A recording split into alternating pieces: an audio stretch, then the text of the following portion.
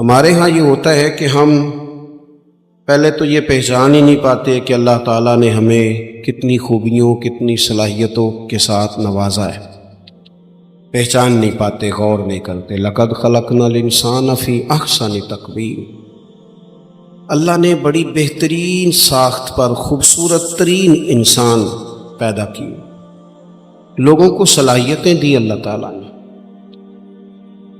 جو آدمی اپنی چالاکی کے ساتھ، تیزی کے ساتھ اور اپنی گفتگو کے فن کے ساتھ کسی بڑے سمجھدار آدمی کو معاذ اللہ دھوکہ دے لیتا ہے اور سیانے لوگوں کو لوگ پریشان کر دیتے ہیں، تو آپ غور فرمائیں، صلاحیت تو اس کے اندر تھی نا، لیکن اس نے غلط جگہ استعمال کی۔ اگر اپنی انہی صلاحیتوں کا وہ صحیح استعمال کرتا تو اللہ تعالیٰ اس سے بہت سارے خیر کے کام لے لیتا۔ پہلے تو ہم پہچانتے نہیں، غور نہیں کرتے۔ وہ جو کہا گیا تھا نا، من عرف نفسہ فقد عرف ربہ، کہ جو اپنے آپ کو پہچان گیا وہی تو اللہ تعالیٰ کو پہچان گیا۔ اپنی صلاحیت پر غور کیا جائے کہ ہم کیا کر سکتے، کون سی خدمت ہے جو اللہ تبارک و تعالیٰ اپنا فضل کرے تو ہم وہ سر انجام دے سکتے ہیں۔ وہ کوئی بھی ہو، ایک بی بی مسجد نبوی شریف میں جھاڑو دیتی تھی، اس کا انتقال ہو گیا، صحابہ نے حضور کی تکلیف کے پیش نظر اطلاع نہ دی کہ محبوب کو تکلیف دینا مناسب نہیں، دفن کر دیا۔ صبح محبوب نے قبر پہ کھڑے ہو کے فرمایا، صفے بناؤ، میں دوبارہ جنازہ پڑھاؤں گا۔ کوئی کام تو کیا نا زندگی میں، کوئی ڈیوٹی تو کی نا۔ ایک تو ہم اپنی صلاحیت کو دیکھو، کسی نے کہا تھا کہ میں کسی شخص سے بیزار نہیں ہو سکتا کیونکہ ایک ذرہ بھی تو بیکار نہیں ہو سکتا۔ ایک تو اپنے آپ کو بیکار نہ سمجھے۔ ہمارے ہاں لوگ کمزور پڑ جاتے ہیں، میں غریب آدمی ہوں، میں پیچھے رہتا ہوں، میری کون سی فوٹو آتی ہے، میں کون سا چار لوگوں میں پہچانا جاتا ہوں، پیسے میرے پاس۔ یہ کمزوریاں ہیں، یہ خود اعتمادی کو ختم کرتی ہیں۔ اپنی صلاحیت کو پہچانا جائے، غور کیا جائے کہ ہم کیا ڈیوٹی زندگی میں کر سکتے ہیں، اس پر توجہ دی جائے۔ اور پھر جب اپنے آپ کو پہچان لیا جائے کہ بھلا میں یہ دیکھیں نا، مدارس، مساجد، خانقاہیں، یہ سارے سلسلے، اس میں اگرچہ نام ایک بندے کا لکھا ہوتا ہے کہ فلانے نے بنائی ہے، لیکن اس میں سینکڑوں لوگ شامل ہوتے ہیں۔ یعنی وہ جگہ دینے والا بھی بڑا باکمال آدمی ہوتا ہے، وہاں ڈیوٹی دینے والا بھی بڑا باکمال آدمی ہوتا ہے۔ یہ بڑے باکمال لوگ ہوتے ہیں۔ کہنا پیر صاحب نہیں ہوتا ہے، تعریفیں پیر صاحب کی ہونی ہوتی ہیں۔ اور اب تو اللہ خیر کرے، بعض آستانوں پہ لوگوں نے باقاعدہ بندے رکھے ہوئے تعریفیں کرانے کے۔ اللہ والوں کو اس کی ضرورت نہیں ہوتی۔ خوشبو کو بھی کبھی بتانا پڑا ہے کہ میں خوشبو بتایا نہیں کرتی، خوشبو تو آیا کرتی ہے۔ تو یہ نام تو قبلہ پیر صاحب کا ہی آئے گا، انہی کا ذکر آئے گا، چلے اچھے لوگ ہیں، آنا بھی چاہیے، لیکن بڑی خدمات ہوتی ہیں ان لوگوں کی جو آستانوں پہ ڈیوٹیاں کرتے ہیں، جو پیر صاحب کے آنے والے مہمانوں کی خدمت کرتے ہیں، جو وہاں رات کو دیکھتے ہیں، جو وہاں ڈیوٹی کرتے ہیں۔ اگر یہ سارے لوگ نہ ملے تو کام ہوتا نہیں۔ تو ایک تو دیکھیں کہ صلاحیت کیا ہے۔ دوسری بات یہ کہ جب پتہ چل جائے تو پھر وقت کو بیکار ضائع نہ کریں۔ رب کے بندوں میں اور عام بندوں میں فرق کیا ہوتا ہے؟ عام لوگ وقت ضائع کرتے ہیں، رب کے بندے اپنے وقت کو قیمتی بنا کے رب رسول کو راضی کر لیتے ہیں۔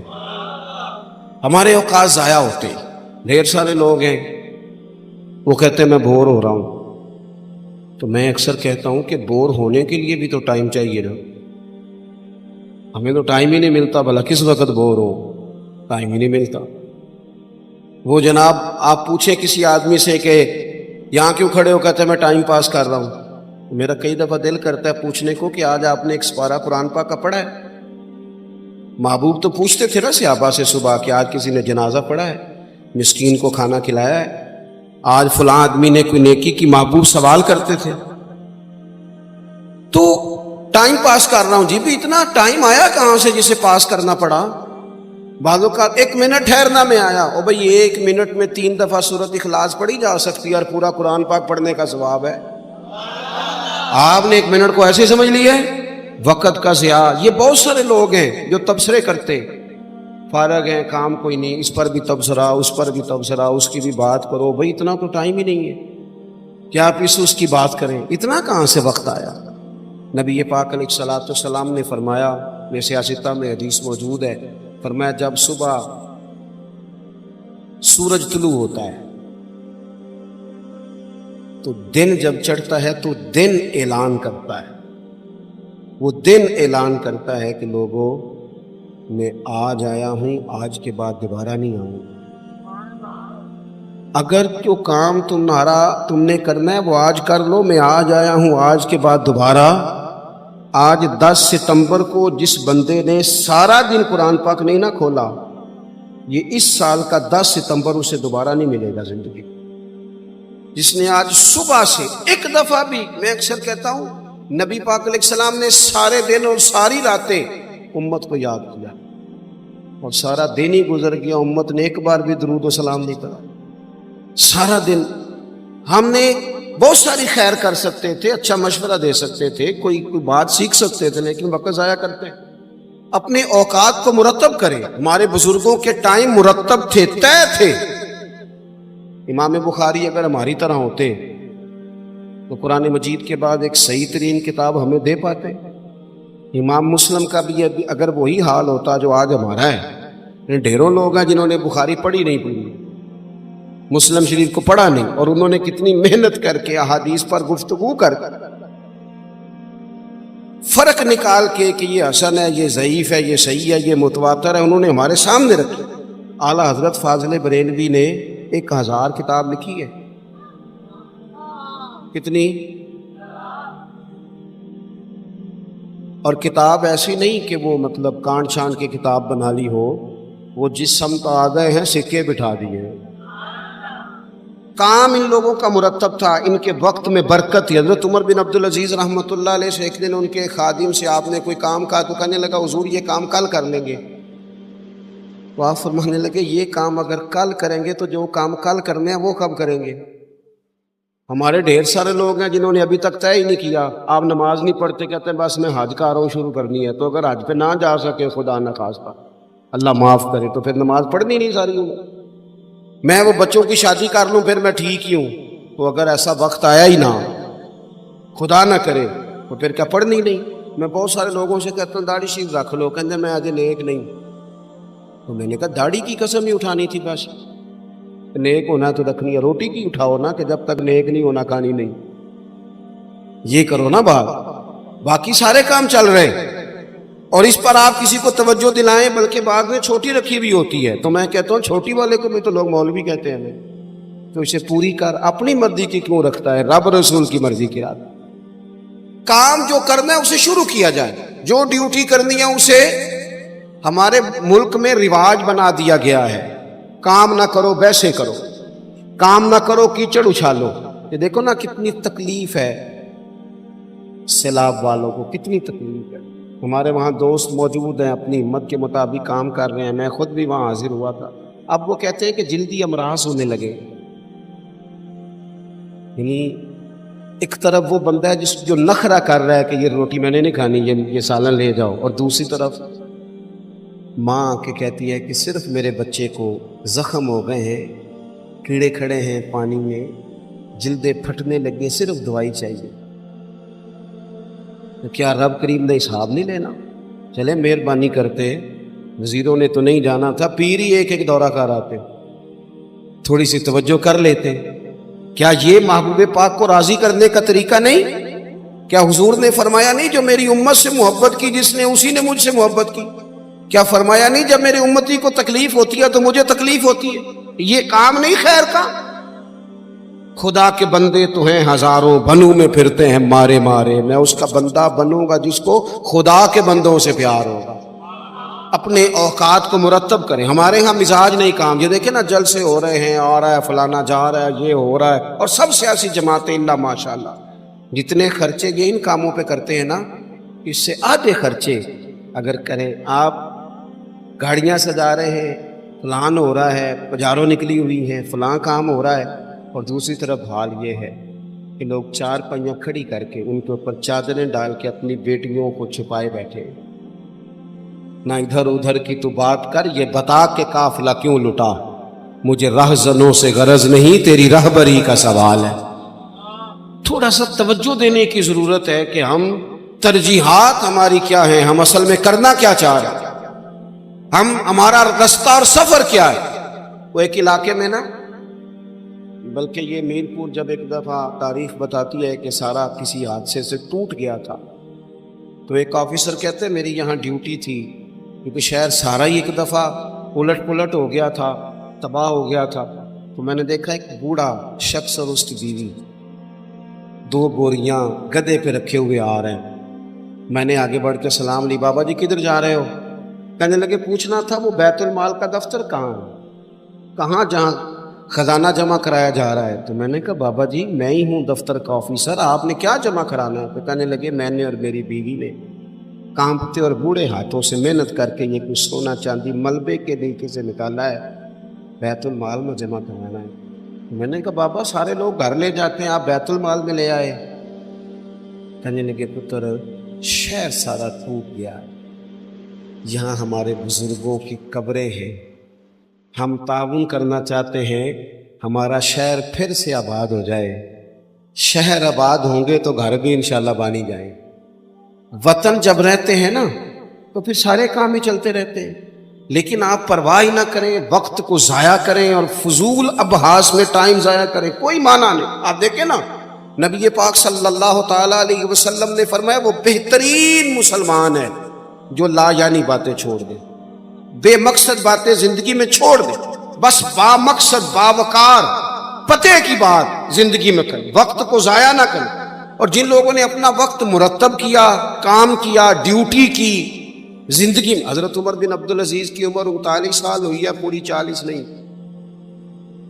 کتنی بولیے؟ 39 سال کی عمر میں یہ بندے نے روز قرآن پاک بھی پڑھا، درود پاک بھی پڑھا. اس شخص نے امت کو عدل و انصاف سے بھی بھرا، مساجد بھی بنائی، انہوں نے مدارس بھی قائم کیے، خدمتیں بھی کی. عمر 39 سال پائی، لے سجنا سا توڑ ہی نبھائی، جان بھی دیتی تیرا تیرے. ہم نے تو طے ہی نہیں کیا آج تک. یہ بہت سارے نوجوانوں کو میں دیکھتا ہوں ساری دن تصویر پہ گزر جاتا ہے، سارا دن فوٹو آنی چاہیے.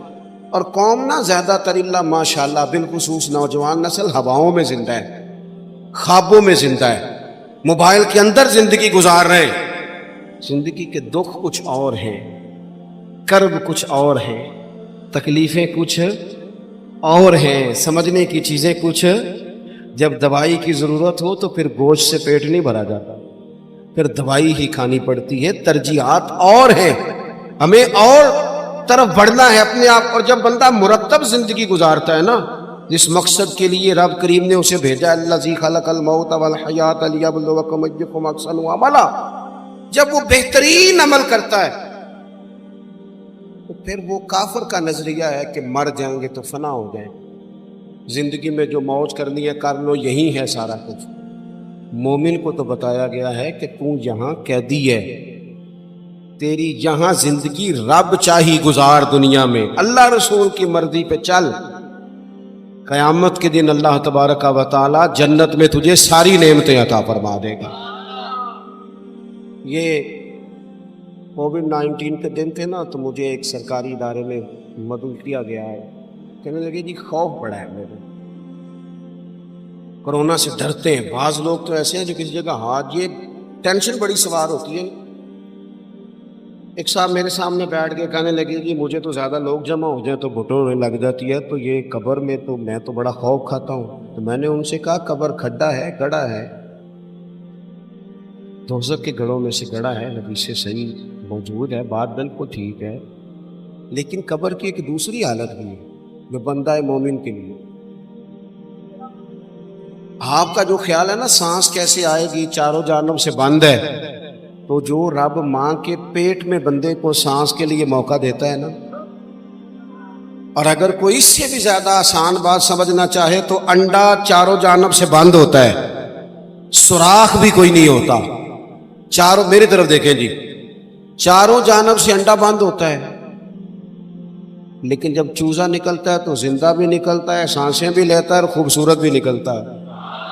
तो जो मालिक वहाँ उसके लिए सारी आसानियाँ फराम करता है वो कब्र में भी फरमाएगा। लेकिन दो हालतें हैं ना, एक वो खड्डा है, वो घड़ा है। देखिए मैंने अगर गुजरावाला आना है तो गुजरावाला की सड़क पे चढ़ना चाहिए, पिंडी वाली सड़क पे तो अगर कोई सड़क ही इख्तियार की हो जो सीधी खड्डे में जाती हो, तो इसलिए तो सड़क जानबूझ के इख्तियार की है। ना हलाल हराम की तमीज़ है, ना बोलने में एहतियात है, ना कोई परवाह है, ना बेटियों का हक दिया है, ना बहनों को उनका हक दिया है, ना जिम्मेदारियों का एहसास किया है। तो फिर अल्लाह माफ फरमाए, इसने तो सफर ही खड्डे का शुरू किया। लेकिन अगर इसने जिंदगी थोड़ी मोहतात गुजारी है, रब चाही गुजारी है, तो फिर कब्र की दूसरी हालत भी हुजूर ने बयान की। यानी बंदा मरेगा तो जरा तसव्वुर करना क्या कहने लगा, जब वो मरेगा तो उसकी सिर्फ कब्र नहीं बल्कि उसकी कब्र बाग है, क्यारी है, कब्र बाग है, और मामूली बाग नहीं, जन्नत के बागों में से बाग। और ऐसी क्यारी जन्नत ही, ऐसा बाग, ऐसा गुलशन कि जिसमें आंख खुलते ही पहली ज़ियारत ही मदीने वाले बागों की नसीब। क्या कहा हजरत ने, कहने लगे लहद में इश्क रुखे शाह का दाग लेके चले, हमने अंधेरी रात सुनी थी चिराग लेके चले। अब अल्लाह फरमाता यौम नहशुरुल मुत्तकीना इला रहमानी वफ्दा, फरमाया जो मुत्तकी लोग होंगे ना, परहेजगार, वो जब रब की बारगाह में पेश किए जाएंगे तो मेहमान बना के पेश किए जाएंगे।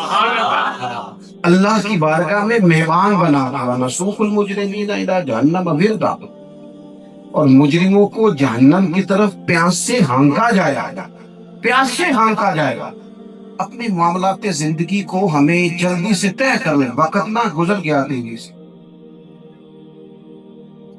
काले बालों की जगह सफेद आने लग गए, और तंदुरुस्त वजूद कहीं कहीं से दर्द करने लग गए।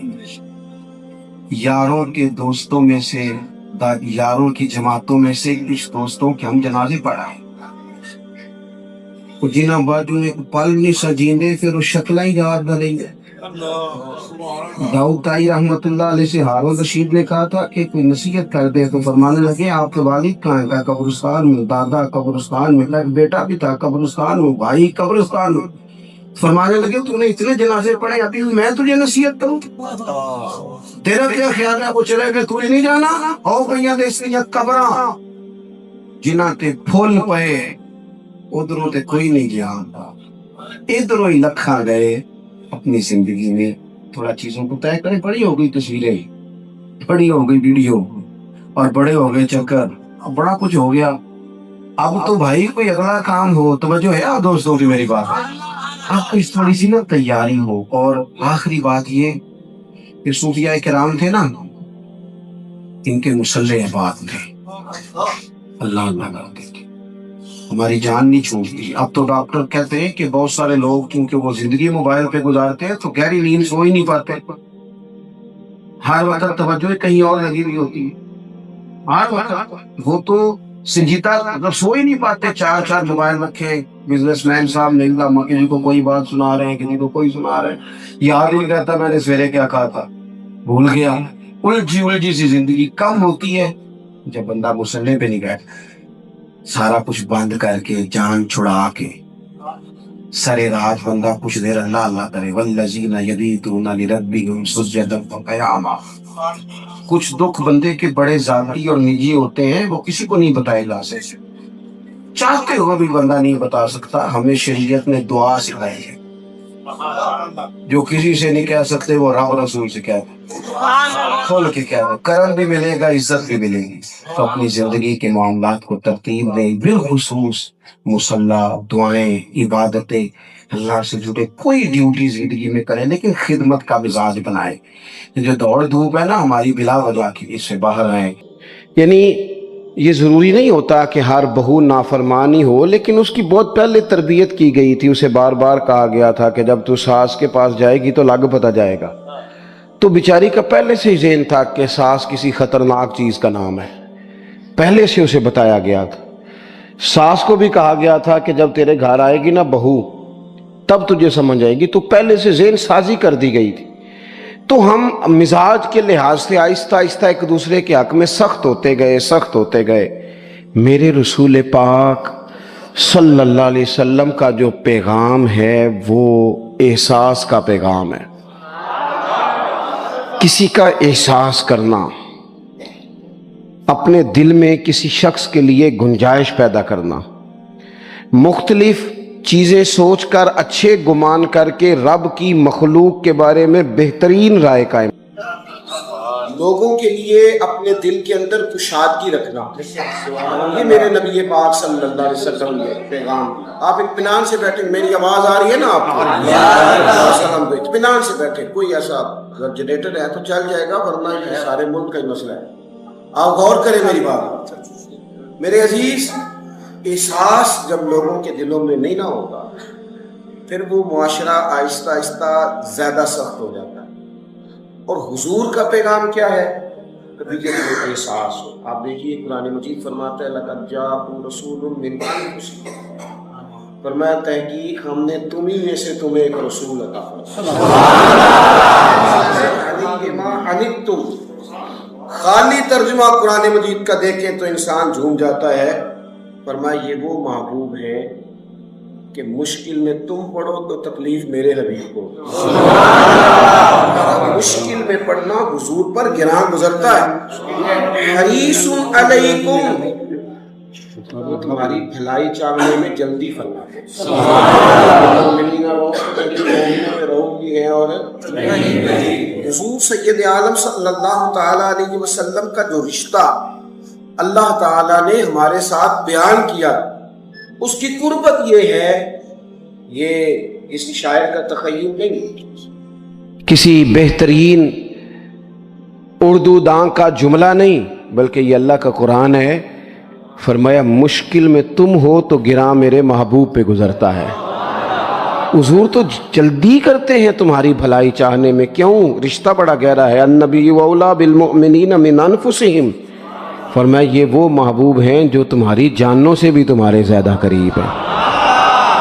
रसूल कायनात सल्लल्लाहु तआला अलैहि वसल्लम उम्मत के हक में नरम दिल रखते, नरम। लोग समझते हैं शायद किसी का भला ये होता है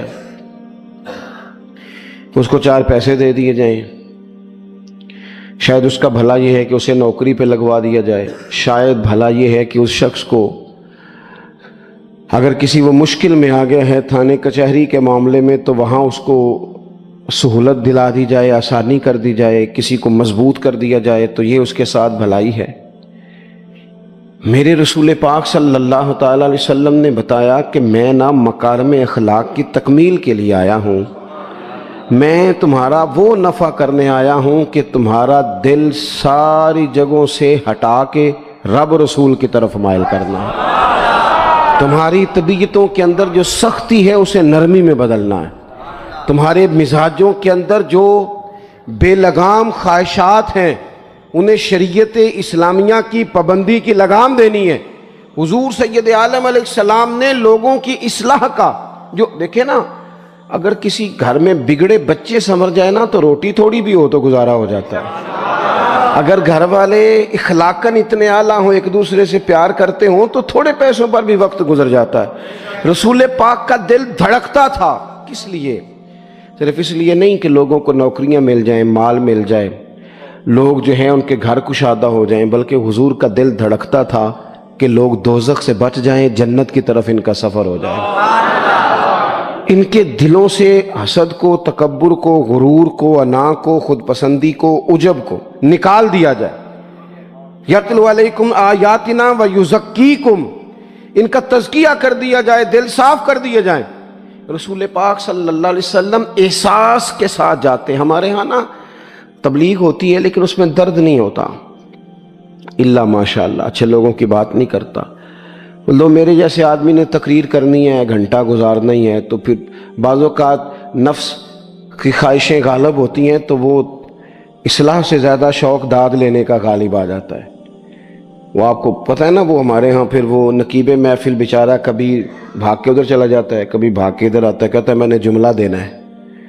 اب وہ ایسے لگتا ہے جملہ نہیں دینے لگا، کوئی ایٹم بم دینے لگا ہے، جس میں اتنی اسے پریشانی، ایک جملہ کہنے لگا، سنبھال کے رکھنا، ضائع نہ کرنا، یہ نہ کرنا۔ وہ تو جملہ رہنے دے، تو آیت دے ہمیں کوئی قرآن پاک کی، تو ہمیں کوئی حدیث پاک سنا، تو سادی سی بات کر، یہ تو مطلب۔ اور پھر وہ داد کا اتنا شوق کہ جب تک سارے ہاتھ نہ کڑھیں، جب تک شمال جنوب والے نہ بول پڑیں، تب تک بات نہیں ہوگی۔ یہ کیسی بات ہوئی؟ اصلاح کے اندر تو آپ کا درد آپ کی زبان سے زیادہ اثر رکھتا ہے۔ اقبال کہنے لگے کہ بات جو دل سے نکلتی ہے اثر رکھتی ہے، پر تو نہیں، پر طاقت پرواز مگر رکھتی ہے۔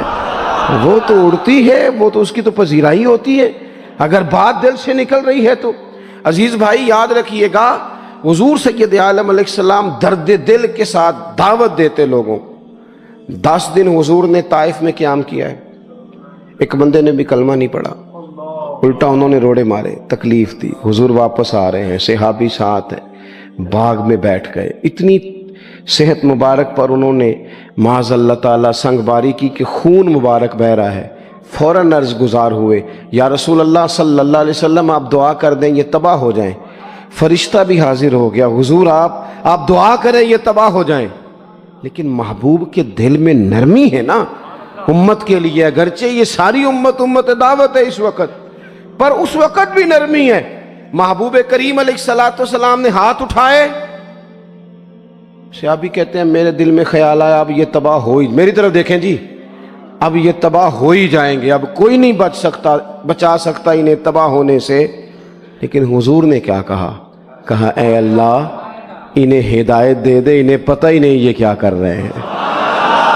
فوراً عرض کی یا رسول اللہ ایک نے بھی کلمہ نہیں پڑھا، ایک نے بھی کلمہ نہیں پڑھا۔ کبھی پتھر مارنے کے والے کے لیے بھی دل میں احساس ہوتا ہے، ہمیں تو کسی نے کچھ بھی نہیں کہا، کوئی گالی نہیں دی، کچھ نہیں کہا، پر ہم سخت کیوں ہیں بھلا؟ وہ ہمارے پیچھے نہیں چلتا ہاتھ باندھ کے، جی میں ہاں نہیں ملاتا، ہمارا دل اس کے لیے سخت ہے۔ دو ہی تو بندے ٹھیک ہے دنیا میں، ایک میں ٹھیک ہوں اور ایک جو میری ہاں میں ہاں ملائے پوری وہ ٹھیک ہے۔ دونوں ہاتھ باندھ کے پیچھے چلے، تیسرے کو میں کیسے ٹھیک ہونے دیتا ہوں؟ میرا مزاج ہی نہیں، اللہ ماشاءاللہ ہماری طبیعت ہی نہیں ہوتی ایسی۔ خدا کے بندو جب دل کشادہ ہوں، طبیعتیں کھلی ہوں، پھر اس طرح کا تھوڑی مزاج ہوتا ہے۔ کریم محبوب صلی اللہ علیہ وسلم سے عرض کی حضور ایک نے بھی نہیں کلمہ پڑھا، اور پھر بھی آپ کے دل میں اتنی وسعت ہے، آپ ہدایت کی دعا کر رہے ہیں۔ 10 دن لگائے، ایک شخص بھی نہیں آ رہا، تو محبوب کیا فرمانے لگے؟ کریم فرمانے لگے مجھے پتہ ہے انہوں نے تکلیف دی ہے، ایک نے بھی کلمہ نہیں پڑھا، جلدی نہ پریشان ہو جایا کریں۔ کچھ لوگ جلدی کچے جملے بوئے، ساڑی قوم نہیں ٹھیک ہو سکتی جی، ایسمو لگتا کچھ نہیں ہو سکتا دی، یہ نہیں ٹھیک ہو سکتے۔ شکوہ ظلمت شب سے تو کہیں بہتر تھا، اپنے حصے کی کوئی شمع جلاتے جاتے۔ اللہ کے حبیب صلی اللہ علیہ وسلم سے عرض کی یا رسول اللہ صلی اللہ علیہ وسلم ایک بھی نہیں مانا، اور آپ نے پھر ہدایت کی دعا کی۔ تو یہ میرے محبوب کا امید کا طریقہ ہے۔ کریم فرمانے لگے اگر آج یہ نہیں مانتے تو پھر بھی تباہی کی دعا نہیں کرنی، یہ نہیں مانتے تو ان کی آنے والی نسلیں مان جائیں گے لوگ۔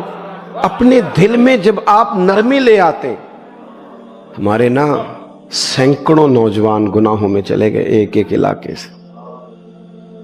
جو آدمی گناہ میں مبتلا ہوتا ہے نا وہ سخت تکلیف میں ہوتا ہے۔ انسان کو جو چیز سب سے زیادہ ستاتی ہے وہ اس کی اپنی غلطیاں ہوتی ہیں۔ حدیث میں فرمایا ما حاک فی صدرک، کھٹکتا ہے سینے میں، چبھتا ہے گناہ، یہ تکلیف دہ معاملہ ہوتا ہے، تڑپتے ہیں لوگ، سسکتے ہیں۔ لیکن روایتی انداز سارا جب ہماری مجالس اور محافل میں ہو جاتا ہے، کوئی نہیں وقت دینے والا، پیار کرنے والا، تھپکی دینے والا، بازو تھام، کوئی نہیں۔ ایک تقریر وہ ہے جو میں آپ سے کرتا ہوں، بس ٹھیک ہے گھنٹہ گزارنا ہے، تو وہ بھی کئی میری طرح کے لوگ ہیں جو جمعرات کو فیصلہ کرتے ہیں سویرے کیا بیان کرنا ہے۔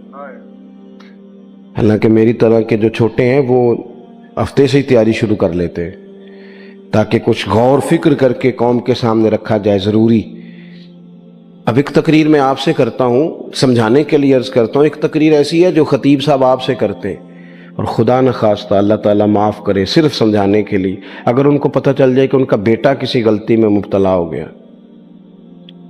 تو پھر بھی اسی طرح ہی داد و تحسین کے لیے لش پش کر کے تقریر ہوگی؟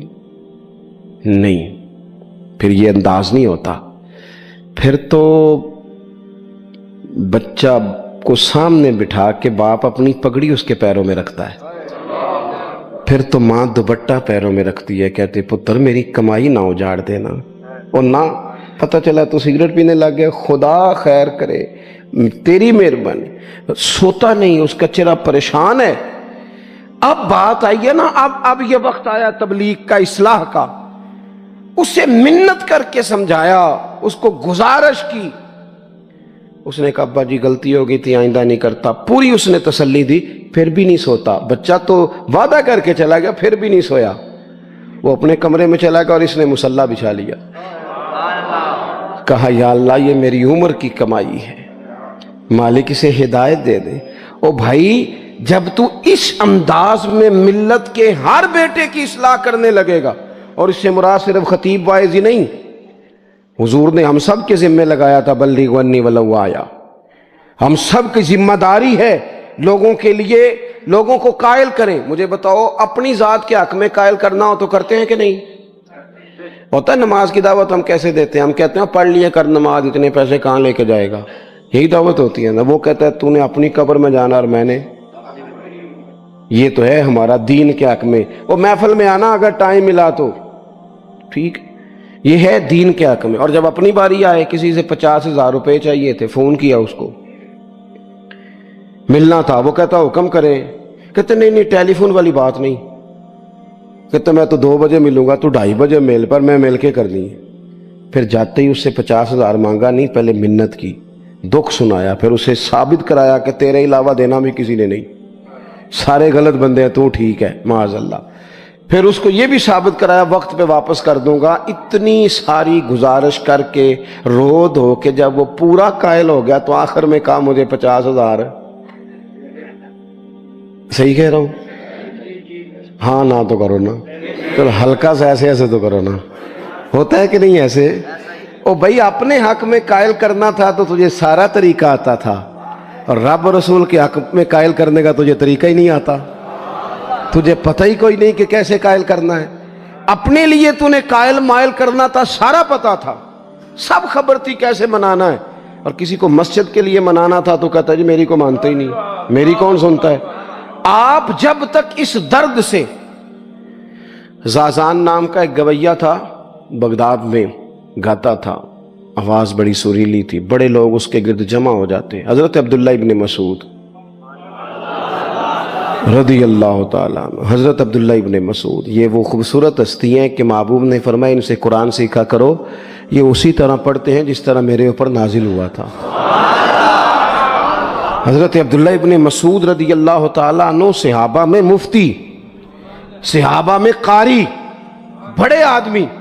حضرت عبداللہ ابن مسعود ایک دن گزر رہے تھے کسی مقام سے جہاں بھی وہ رہتا تھا، تو وہاں اللہ معاف فرمائے گانے بجانے کی مجلس سجی ہوئی تھی، وہ گا رہا تھا، آپ گزرے تو کانوں میں ہلکی سی آواز گئی، قریب ایک شخص سے پوچھا یہ کون ہے، کس کی آواز ہے؟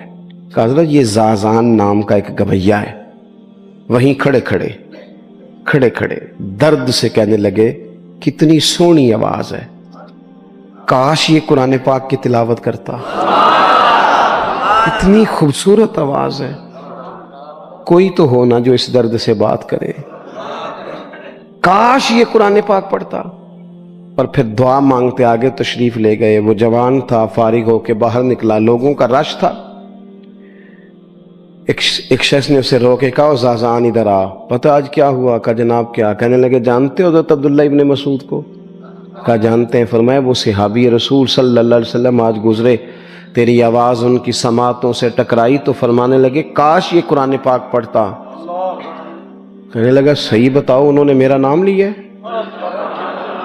صحیح بتاؤ میرے لیے کہا انہوں نے؟ میرے جیسے شخص کے لیے؟ میں سوچ بھی نہیں سکتا، میں کہاں وہ کہاں، میرا نام لیا ہے۔ کہا ہاں. تھوڑی دیر رکا, چند لمحوں پتہ نہیں سوچے کہاں کہاں کا سفر کر کے آئیں. وہ ساری سوچیں درد بن کے آنسو بنی, اور پھر آنسو داڑھی پہ ٹپکے چہرے پہ آئے. پھر لوگوں سے پوچھنے لگا گھر کا پتہ بتاؤ گے؟ کہا وہ فلاں جگہ پہ موجود ہیں. دوڑا گیا, دروازے پہ دستک دی. حضرت عبداللہ ابن مسعود آئے. کہا کون ہو بیٹا؟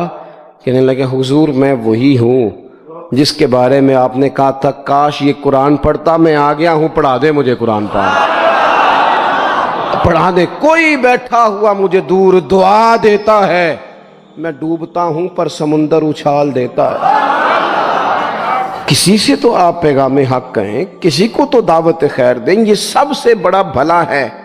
اگر کسی بد اخلاق کو با اخلاق کر دو گے نا, اس کی بیوی سکون میں آ جائے گی, اس کی ماں آرام سے سونے لگے گی, اس کا باپ کہے گا وہ حد ہو گئی, میرا پتر ٹھیک ہو گیا, تمیز سے بات کرنے لگا ہے. بچے پریشان ہوتے ہیں. بچے, میں بیٹھا تھا کھانا کھا رہا تھا گھر میں, تو میرے گھر والے کہنے لگے مدرسے کا کوئی بچہ باہر ہے, بڑا سخت رو رہا ہے. میں نے کہا بلاؤ, کسی استاد نے ڈانٹ دیا ہوگا. تو بچہ میرے پاس ہے تو اس کا وجود کانپ رہا تھا. میں نے کہا پتر کیا ہوا؟ کہنے لگا پیر صاحب وہ میری امی تے ابو کار فیر پہ لڑ نے, کرو فون آیا ہے. تو میں نے کہا بیٹا پریشانی کی کیا بات ہے؟ کہنے لگے بڑی سخت لڑائی ہوتی ہے, میرے والد میری اماں کو مارتے, پھر ہم سارے بہن بھائی نا چار پنجوں کے نیچے چھپتے ہیں. تو وہ دور ہے اس وقت, تو 1.5 گھنٹے کا فاصلہ ہے, دور ہے میرا گھر, پر پتہ نہیں ہمارے گھر کیا ہو جائے گا. پیر صاحب آپ دعا مانگے نا, آپ دعا کریں نا. اس بچے کی کیفیت اور اس کے اوپر چھائی ہوئی آزمائش اور اس کے طبیعت میں اسے دیکھ کے میرے آنسو نکل گئے. کچھ دنوں کے بعد میں نے اس کے باپ کو بلایا. میں نے کہا خدا کے بندے, تیری انا اور تیری بیوی کی انا اتنی سخت ٹکراتی ہے کہ تیری اولاد پیس کے رہ گئی. کاش تو رسول اللہ کی اس صفت سے آگاہ ہوتا کہ خدا کے بندوں کو معاف کر دو, اللہ تمہیں معاف فرما دے گا. کاش تمہارے اندر وہ کیفیات ہوتی. تمہارے بچے میلوں دور رہ کے بھی تڑپتے ہیں کہ جانے گھر میں. کیوں؟ اس لیے کہ گنجائش نہیں دلوں میں, کوئی اخلاقی تعلیم نہیں. ہم نے اپنے گھروں کو خود اپنے ہاتھوں سے اتنا آزمائش کا گھڑا بنا لیا ہے. لڑائیاں, جھگڑے, مصیبتیں. کیوں؟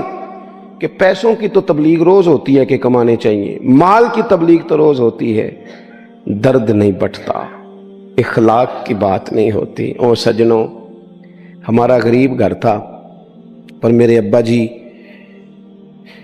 جب گندم کا سیزن ختم ہوتا گھر میں لے کے آتے تو ہمارے گھر کے سین میں کھڑے ہو کے فرماتے لو پتر کسے دا گھر وال نہیں تکنا, میں دانے پاتے نے پھڑو لیتے تھے, تہاڈی ماں نے اچار پا دیتا ہے, آپ پرواہ نہیں. اس سادگی کے ساتھ, اس آسانی کے ساتھ گزارا ہوتا تھا.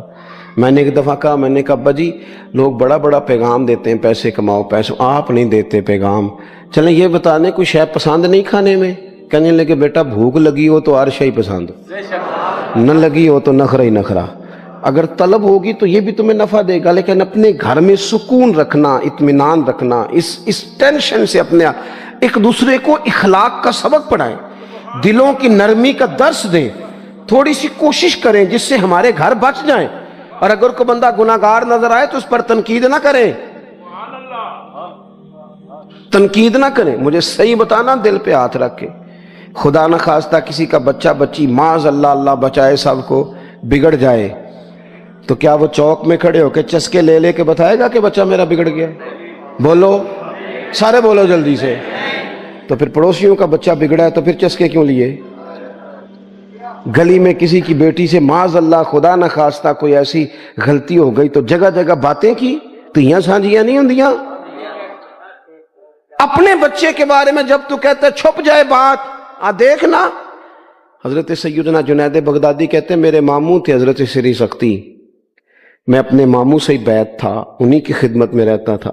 فرماتے ہم جا رہے تھے, ایک دن انہوں نے چھڑی پکڑی ہے, ایک ہاتھ میں مجھے تھاما. تھوڑا آگے گئے تو رش تھا, چند لوگ کھڑے تھے. تو حضرت سری سختی مجھ سے کہنے لگے جنید دیکھ تو صحیح رش کیوں ہے. تو میں گیا تو ایک نوجوان شراب پی ہے, معاذ اللہ نشے میں دھت لیٹا ہے, ارد گرد لوگ کھڑے, اور وہ چونکہ پوری طرح اس پر نشہ غالب ہے تو اول فول باتیں کر رہا ہے، لوگ بھی اس کے ساتھ جو ہے وہ ہنسی مذاق کر رہے ہیں، اس کا مذاق اڑا رہے ہیں، رش ہے۔ میں نے آ کے کہا حضور دفع کریں، ایک شرابی لیٹا ہے، لوگ بھی مذاق اڑا رہے ہیں اور بس ایسے شوگر لگا ہوا ہے۔ سارے لوگ تماش بین نہیں ہوتے۔ ہاں حضرت فرمانے لگے نہیں جنید ایسے کیسے چلے جائیں، چل نہ مجھے لے چل۔ کہتے ہیں بوڑھے شیخ، ہاتھ میں نے تھاما تو وہاں لے گیا، حضرت نے لوگوں کو ڈانٹا چلو دوڑو۔ پرانے زمانے میں لوگ بزرگوں کی حیا کرتے تھے، سب لوگ وہاں سے چھٹ گئے۔ کہتے ہیں مجھے فرمانے لگے جنید جا پیالے میں پانی لا۔ کہتے ہیں میں ایک پیالے میں پانی بھر کے لایا، انہوں نے اپنے بوڑھے ہاتھوں سے اس کا منہ دھویا، اس کے چہرے پہ پانی ڈالا، اس کا منہ صاف کیا، پھر اسے کھڑا کیا، اسے گھر بھیجنے کو کہا۔ کہتے ہیں وہ وہیں ایک کونے میں سائیڈ پہ ہو گیا تو حضرت نا منہ دھو کے نا تھوڑی دیر چپ کر گئے، پھر 2-3 لمحے تو ان کی آنکھوں میں زور زور سے آنسو ٹپکے اور ہاتھ اٹھا کے کہنے لگے مالک میں تیرا کمزور بندہ ہوں، میں منہ دھو سکتا تھا، میں دل تو نہیں نہ دھو سکتا، جو میرے اختیار میں تھا میں نے کر دیا، باقی تو مقلب القلوب ہے، کر نہ کرم۔ یہ کسی ماں کا بیٹا ہے، کسی خاتون کا شوہر ہے، او بھائی جو نشے پہ لگ جائیں ان کے بچے باپ کے ہوتے ہوتے یتیموں جیسی زندگی گزارتے ہیں، لوگوں کے مانگ کے کپڑے پہنتے ہیں۔ کسی نے کہا تھا اگر دشمن سے زیادہ بدلہ لینا ہو تو اسے قتل نہ کرو، نشے پہ لگا دو۔ معاذ اللہ، اتنا لوگوں نے کتنا عام نشہ ہو گیا۔ کہا اللہ میں نا منہ دھو سکتا ہوں، دل نہیں، دل تو دھو سکتا ہے، دھو دے۔ کہتے ہیں یہ کہہ کہ حضرت اٹھے تو میں نے عرض کی حضور ویسے منہ دھویا کیوں آپ نے؟ تو فرمانے لگے اس لیے دھویا ہے کہ جب تک منہ سے بدبو آتی رہے گی جتنے لوگ سونگتے رہیں گے اس کے شرابی ہونے کے گواہ بنتے رہیں گے، میں نے اس لیے دھو ڈالا ہے کہ ہو گئے پیچھے جو ہو گئے مزید گواہ نہ بنے۔ حضرت سری سختی کہتے ہیں حضرت جنید بغدادی کہتے ہیں میں نے اسی رات تہجد کے وقت اٹھ کے حضرت کو وضو کرایا، میں نے ان کا بازو تھاما، میں ہی ان کو مسجد میں لے کے گیا۔ کہتے ہیں جب ہم مسجد میں پہنچے تو وہ کل دوپہر والا شرابی ہم سے پہلے مصلی پہ بیٹھا تھا۔ کہتے ہیں میرے دل سے آوازیں نکل رہی تھی شیخ دیکھ لو پھر مالک کتنا کریم ہے، آپ نے منہ دھو ڈالا تھا، رب نے دل بھی دھو ڈالا، کرم فرما دیا۔ کوئی ہو نہ تو ایسا کرے۔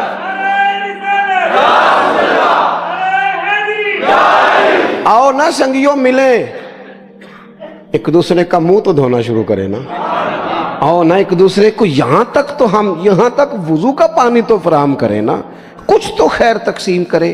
اخلاق کی تربیت کا میں دیکھتا ہوں ہمارے وطن میں اضطراب ہے، بے چینی ہے، اس طرح کا ماحول بنایا گیا ہے کہ لوگ ایک دوسرے کے حق میں سخت ہو گئے ہیں، مزاجوں میں تلخیاں ہیں، لڑتے جھگڑتے ناراض ہوتے لوگ، بگڑتے کوستے ڈانٹتے شکوے کرتے لوگ۔ شکوہ جو ہوتا ہے نا یہ بندے کو بے چین کر دیتا ہے، شکر بندے کو سکون میں مبتلا کرتا ہے۔ شکوے آزمائشیں اپنے دلوں میں وسعت لائیں، ایک دوسرے کو اصلاح کی طرف لائیں، ایک دوسرے کو پیغام دیں، ایک دوسرے کی تربیت کریں، تھوڑا سا حوصلہ، تھوڑا سا صبر، تھوڑی سی گنجائش اپنی طبیعتوں میں پیدا کریں۔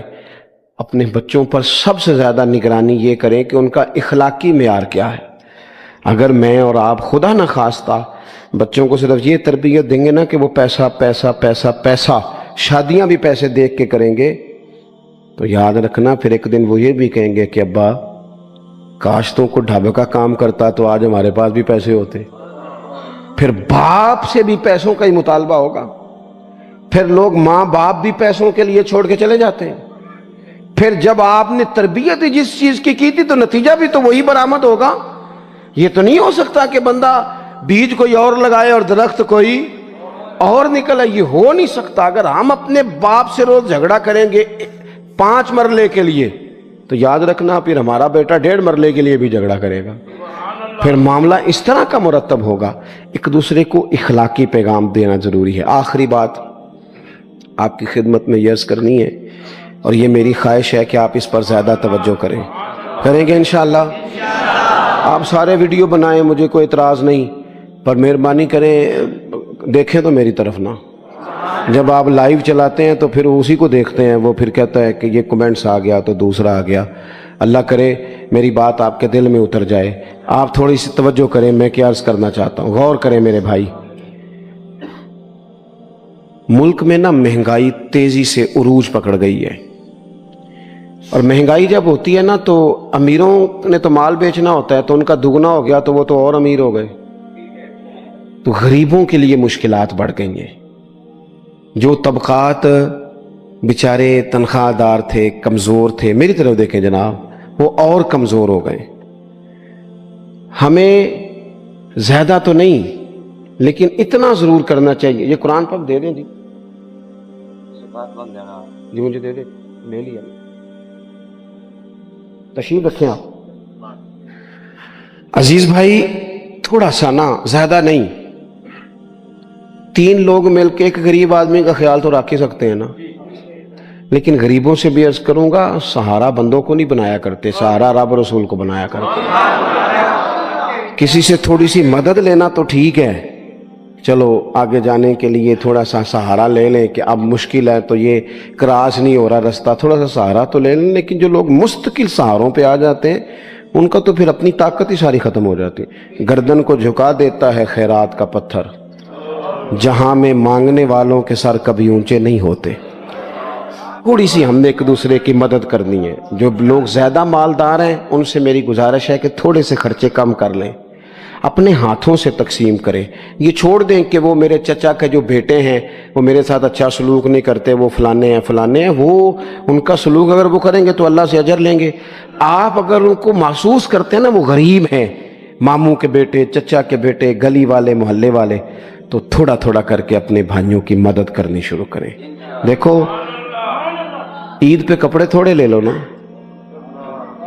ویسے بھی سوٹ کی ضرورت تو صرف عید پڑھنے کے لیے، بعد میں تو کپڑے بدل کے گوشت کرتے ہیں، تو بچے ویسے سوئے رہتے ہیں سارا دن۔ تھوڑی سی نا اپنے اضافی خرچے کم کریں۔ غربا کی تھوڑی، یہ عید گزری تھی نا چھوٹی تو شادیاں شروع ہو گئی تھی۔ میرے پاس لوگ بہت زیادہ آتے ہیں، چونکہ نیک آدمی سمجھ کے اچھا گمان کر کے لوگ دعاؤں کے لیے کہتے ہیں، تو ان کے دکھ سن کے نا تو کئی دفعہ سوچتے ہیں کہ یار یہ جو امیروں نے اتنے مہنگے مہنگے ہوٹلوں میں روٹیاں کھائیں، اتنی مہنگی مہنگی گاڑیاں پجارو، یہ اللہ کے حضور جواب بھی تو دینا ہے نا۔ ہم نے ایک دوسرے کا خیال چھوڑ گئے، 2-4 باتیں سوچ کے نا، وہ جی اس کے گھر میں 3 لوگ ہیں، کام کیوں نہیں کرتے؟ وہ خدا کے بندے کرتے ہیں کام، لیکن محنت سے نہیں ملتا، خدا کے فضل سے ملتا ہے۔ تیرے اوپر فضل ہے، تجھے اب باتیں آتی ہیں، لیکن کئی دفعہ سارے بھی کریں تو رزق جب ہی آتا ہے جب رب چاہتا ہے۔ ایک تو وہ لوگ ہیں جو ہاتھ پھیلا کے مانگ لیتے ہیں، ایک سفید پوش ہوتے ہیں، لا یسألون الناس الحافا، جو لپٹ لپٹ کے سوال نہیں کر سکتے۔ ان کو دیکھیں، بالخصوص اپنے بہن بھائیوں میں، قریبی رشتہ داروں میں، پڑوسیوں میں تھوڑی تھوڑی لوگوں کی مدد کریں، اور اپنے خرچے بتدریج کم کریں۔ خواہش تو بچوں کی طرح ہوتی ہے، ایک خواہش پوری کریں تو دوسری پیدا ہو جاتی ہے، دوسری پیدا کریں تو 4 خواہشیں اور کھڑی ہیں۔ یہ نفس تو بچے کی طرح ہے، اپنی خواہشات تھوڑی کم کر کے۔ یہ حکومتوں سے آپ امید نہ رکھیں، ہمارے ملک میں جتنی سیاسی جماعتیں حکومتیں کر چکی ہیں یا کر رہی ہیں، ان سے کوئی توقع نہیں۔ یہ بیچارے تو اپنے جھگڑوں سے ہی باہر نہیں آتے، انہیں کیا خبر کہ غریب کہاں بستا ہے۔ جب تک بندہ وہاں سے ہو کے نہیں نہ گزرتا جو اصل جگہ ہے، تمہیں یہ جو تم اے سی والے کمروں میں بیٹھ کے اور جناب نیسلے کی بوتلیں رکھ کے پریس کانفرنس کرتے ہو، تمہیں کیا پتا ہو، تمہیں کیا خبر ہو کہ بچوں کی فیس دینی ہو تو بوڑھے ماں باپ پہ کیا گزرتی ہے؟ تمہیں کیا خبر ہو کہ عید آ گئی ہے تو بوڑھے کس طرح مشورے کر رہے ہیں کہ اگر عید کر کپڑے نہ کر لے تو ساس گلاں کرے گی؟ تمہیں کیا خبر ہو کہ کچھ غریب ایسے بھی ہیں جو بیچارے رات کو مشورہ کرتے ہیں کہ صبح ناشتے میں گھی کہاں سے لانا ہے، بچوں کے پراٹھوں کے لیے تو گھی بھی نہیں ہے، گندم امیر شہر کی ہوتی رہی خراب، اور بچی کسی فقیر کی فاقے سے مر گئی۔ خدا را مہربانی کریں، گنجائش پیدا کریں۔ بندہ کبھی بھی جیب کا سخی نہیں ہوتا، بخاری شریف میں پورا باب ہے کہ بندہ غنی دل کا ہوتا ہے۔ اپنے دل کا غنا اپنے اندر لائیں، جب آپ کا دل سخی ہو جائے گا ساری چیزیں ٹھیک ہو جائیں گی۔ اللہ تعالیٰ مجھے اور آپ کو توفیق عمل عطا فرمائے۔